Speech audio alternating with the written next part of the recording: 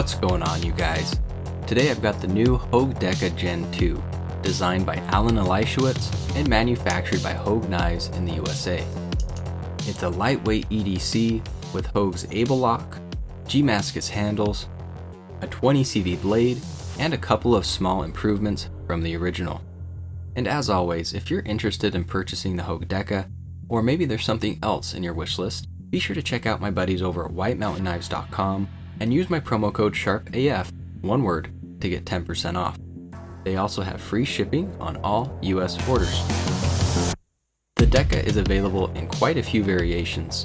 For the handle material, there's blue lava g-mascus, dark earth g-mascus, green g-mascus, or sculpted black G10. The blades are all 20 CV, with either a clip point style blade or their modified Wharncliffe, and with either a stonewash finish or black Cerakote. The stonewash blade versions are selling for $157, and the black Cerakoted blades are selling for $165. There's also some exclusive versions out there. I think SMKW has a red, white, and blue version, and Knife Center has a red lava version. There's also still some of the original Dekas for sale on White Mountain Knives and other sites as well. And they don't always say in the description which version it is. Probably easiest to tell by looking at the pictures, but just make sure you know which version you want and which version you're getting. So I guess I'll start off with what the differences are compared to the original. The original has 2 more body screws in the middle, and that was one of the complaints that some people had with the original, is they just felt there was too many screws. So the liner plate on the new version was redesigned so it could be pinned down with this standoff right here, eliminating the need for the extra body screws. On the original, there's also a filler plate with extra screws on the side opposite the pocket clip to fill up the side you're not using, and the new version does not include that. The new version has a deep carry pocket clip, which the original did not, and the standoffs on the new version are a little bit smaller. I think that's everything. Feel free to comment below if there's something that I missed. So let's get into the specs. The blade length is 3 1/4 inches or 8.2 centimeters. The close length is 4 1/4 inches or 10.8 centimeters. And the overall length is 7 1/2 inches or 19 centimeters.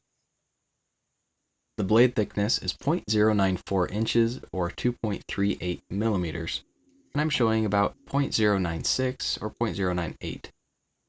And it weighs in at 2.3 ounces or 65 grams. And the blade material is CPM 20 CV, which is a premium steel. The Rockwell hardness is 59 to 61. The blade shape is either a clip point or modified Wharncliffe with a flat grind. And we have either the stone washed or black Cerakote. The handle material is G10 or g-mascus with a cross-hatch texture. There's dual thumb studs for deployment. You can thumb flick, reverse flick, or slow roll. You can also just flick it open like that. And for closing the knife, it has obviously Hogue's Able Lock or crossbar lock. So just pull that down and it will release the lock. The overall action is incredibly smooth, both in opening and closing. You can see that it is completely fall shutty if you release the lock. There's a lanyard hole, and the pocket clip is deep carry, tip up, right or left side. Here's what it looks like in your pocket. There's a little bit showing above the pocket clip because of the handle shape, but I would still call this deep carry. It was made in the USA, and it was impressively sharp right out of the box.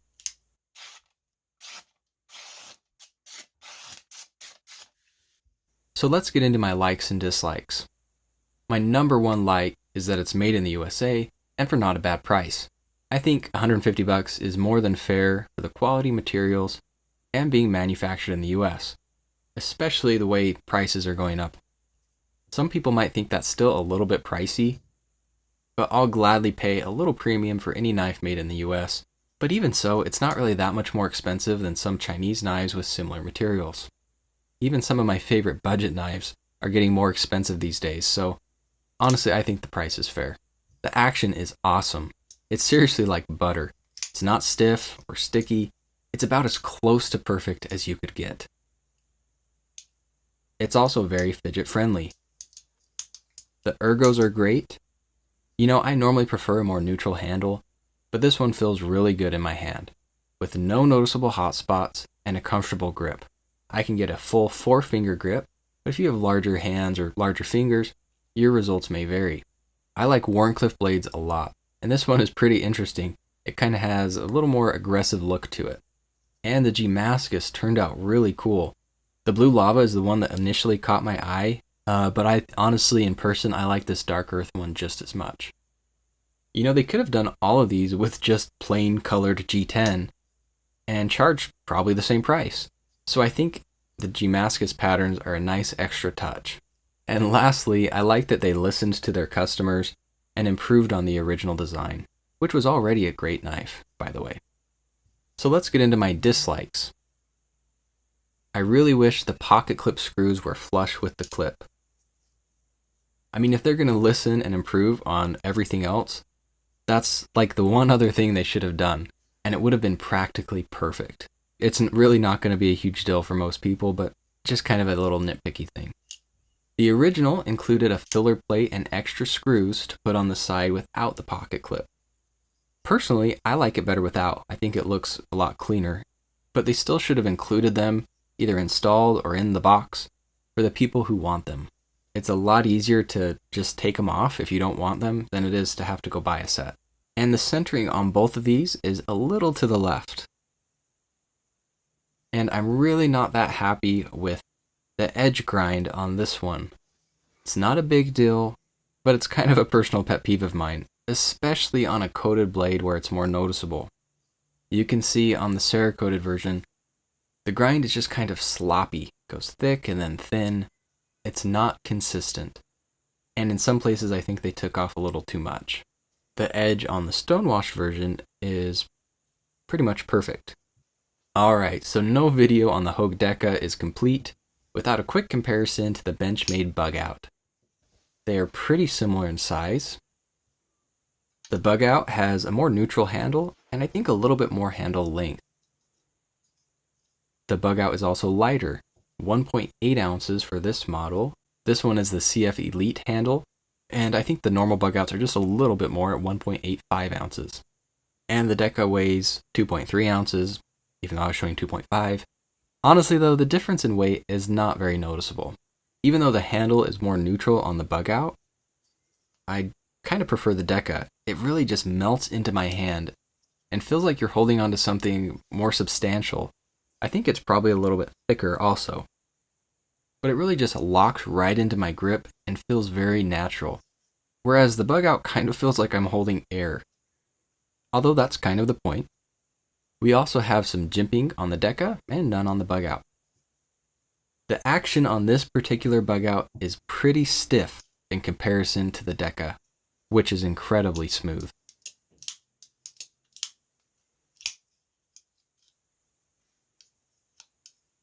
A lot of people replace the scales on the normal Bugouts because they feel kind of cheap. Personally, I don't have a problem with them. But I don't think too many people will be replacing this g-mascus. Although if you do like to customize your knives, you have a lot more options out there with the Bugout. I'll probably still reach for the Bugout or the mini Bugout if I'm wearing gym shorts or if I'm overly concerned about weight. The Benchmade Bugout will always be the king of lightweight EDC knives. But I prefer the Deka in just about all other areas. And like I said, the weight difference is not that noticeable.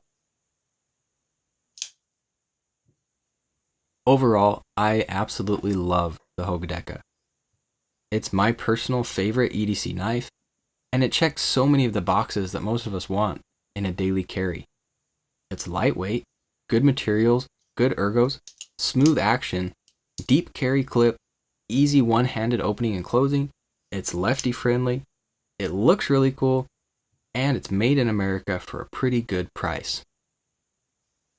Let me know what you guys think about the Hogue Deka Gen 2 in the comments. Stay tuned for some size comparisons, and don't forget to like and subscribe. That's it for me, guys. Thanks for watching.